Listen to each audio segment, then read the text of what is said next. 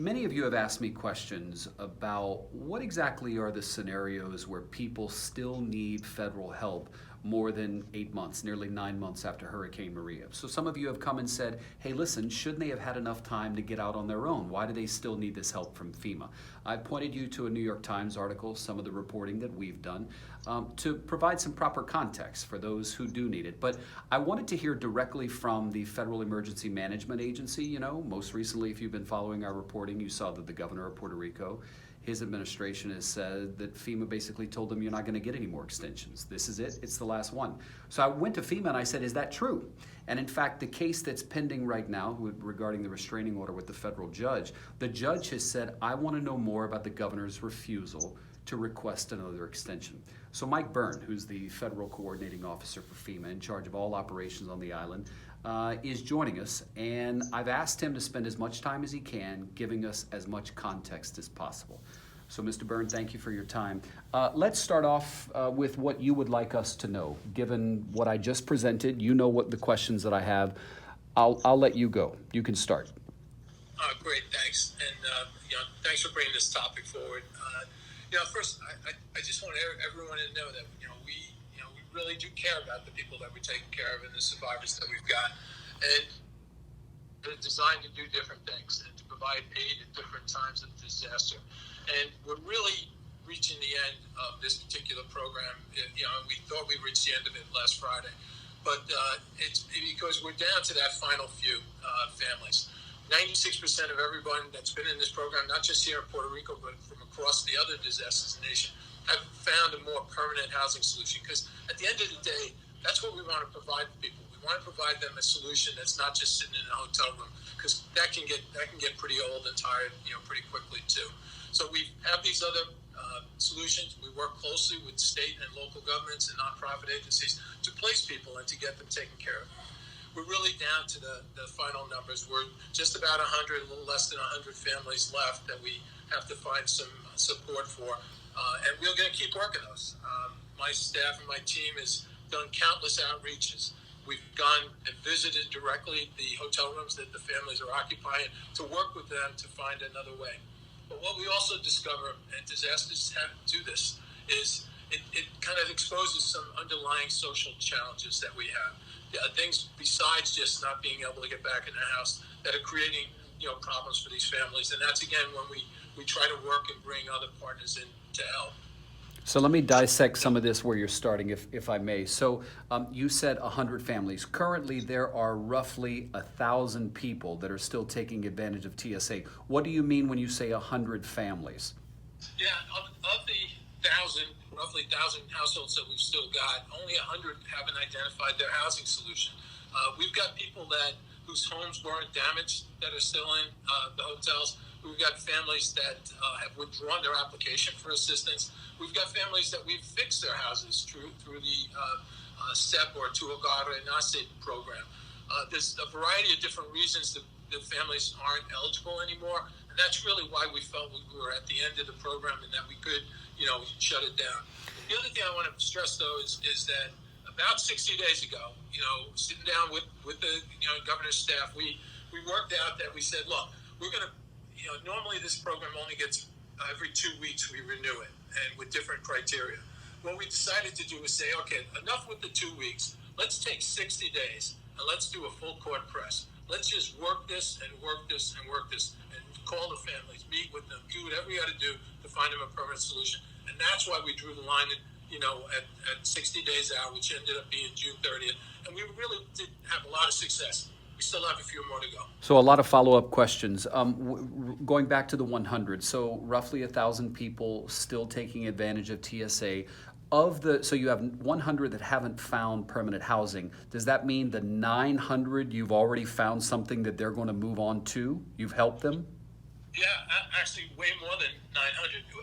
At one point in time, we had 61,000 families in TSA across the country. This goes beyond Puerto Rico, obviously. But I think it was about 7,500 of those were Puerto Rico. So we've found permanent solutions for all the families, but these final 200. And just for people watching, Mike, can you tell us what some of the permanent options would be for folks that you've helped with the transition?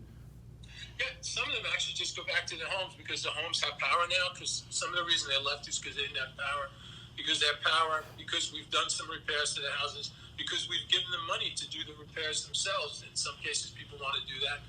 We also have we give them rental assistance, and they can rent a piece of, a home here in Puerto Rico or even in CONUS. We also have a program called Direct Lease, where we lease directly with a landlord and place families into it. And then also we have Direct Family Lease and Repair, where we go into multifamily units, repair the whole unit, and then move people in.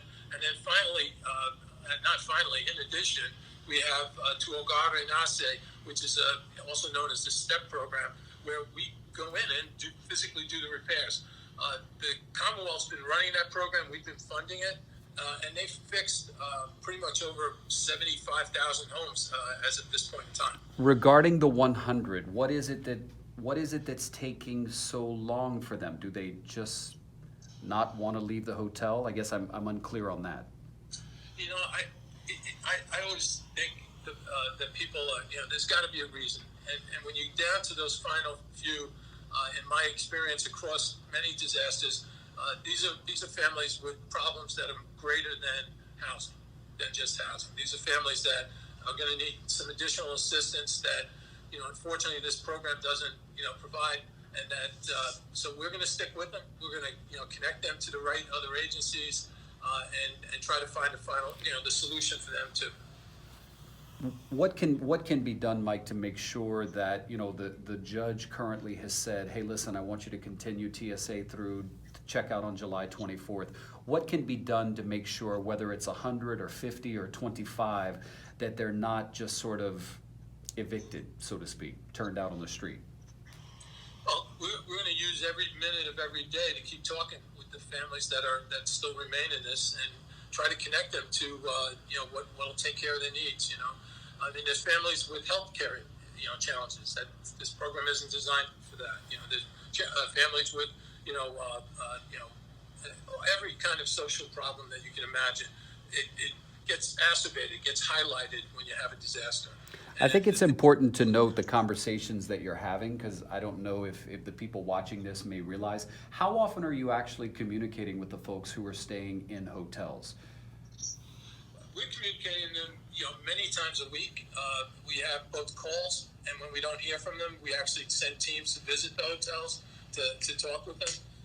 It's very high contact, and we also connect. And it's not just my operation here in Puerto Rico that's doing it. We have a call center that's making the call outs, but the other FEMA regions, because as you pointed out, these families are in many states across the U.S. I mean, mostly New York and Florida, but they're in many states. So I've got the support of all the other FEMA regions, with their staff going out, and trying to find help for these families too. To the point that Mike is making, the people who remain in the TSA program are spread out across roughly 27 states around the country. So again, the majority, as Mike said, are in New York and Florida, but they are all over the country.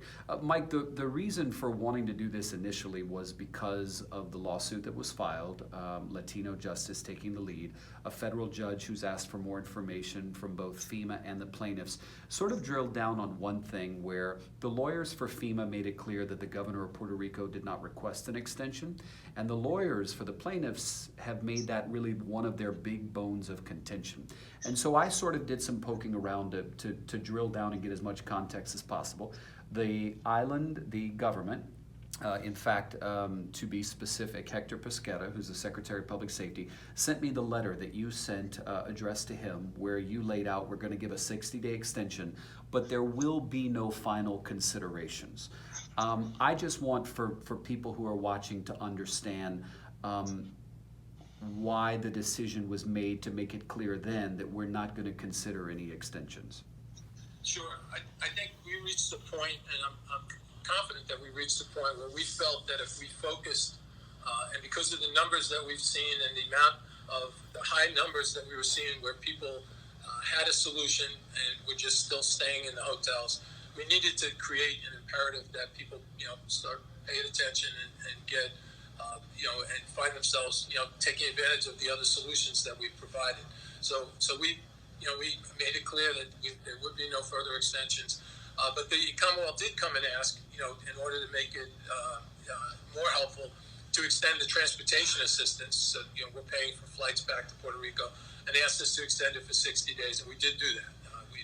Now we'll go out to August 30th for people who want to fly back, and we will pay for that. And I think the evidence and that the fact that we're down to the final numbers that we are, I think kind of proves the point that we're making progress, and that we were going to get to be able to terminate the program. And for further context, it is really important to point out, at the height of the program, there were roughly 60,000. Now, by the way, when Mike mentions 60,000, he's also taking into account the survivors of Hurricane Harvey, because at the time TSA was operational and activated, it factored in people from Harvey, also from Irma. Is that correct, Mike, in Florida? Yes. Irma? Okay, so it was Harvey, Irma, and Puerto Rico. The largest contingent of people taking advantage of the program, though, were those from Puerto Rico.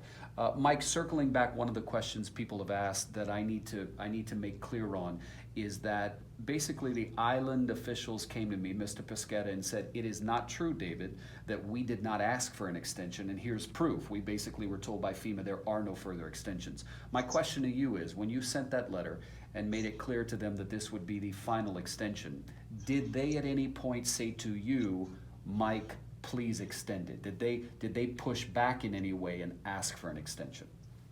No, I've got to say, this, like pretty much every other tough issue that we've addressed, we've worked together, and we've problem solved together, and I think we reached a point where we were going back and forth.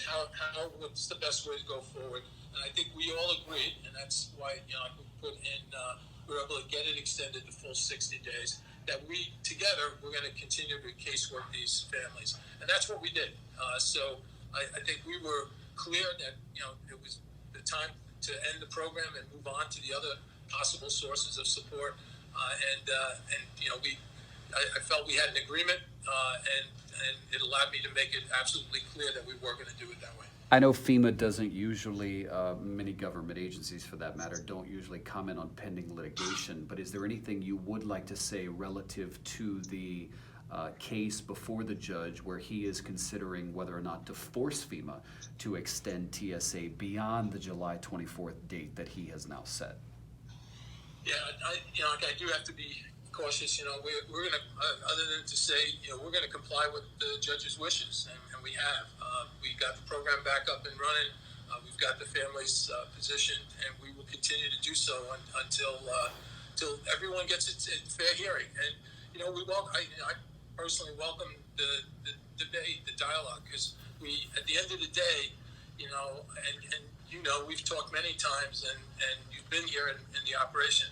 I've got thousands of people here who only really care about taking care of Puerto Rico, and so we're open to discussions about whatever it's going to take to do that. And it's worth pointing out, and I want to remind the audience that will watch this, how many people have you hired specific to this disaster, and how many of them are actually from the island? Well, I've got now up to 69% of my workforce, and I'm just over 3,000 at this point in time, are local Puerto Ricans. It's about 1,700 of the staff that I've got. And my goal, and I'm going to keep pushing my people to get it, is to be at 90% local Puerto Rico residents by the 1-year anniversary. And it's working out. It's a big training challenge for me to get people up to speed on FEMA programs. But I think every minute I invest in this is going to be for the better, because there is no more passionate advocate for Puerto Rico than the Puerto Rico citizens themselves. Mike, I believe I've asked all the questions I had. I'll give you the last word. Just, again, what we try to do is lead with compassion. And I know it doesn't seem that way sometimes, because, we have programs that have rules. And sometimes the rules can seem rather blunt, but I really I'm confident in what my team has done, and the effort that they put in to contact these families and help them, that we're doing the right thing. Last question I did forget. Can you say how much money the federal government has spent on the TSA program as it applies to Puerto Rican survivors? It's $75 million. Mr. Byrne, thank you for your time. Anytime. Thanks a lot. Appreciate it. Yes, sir. Bye-bye.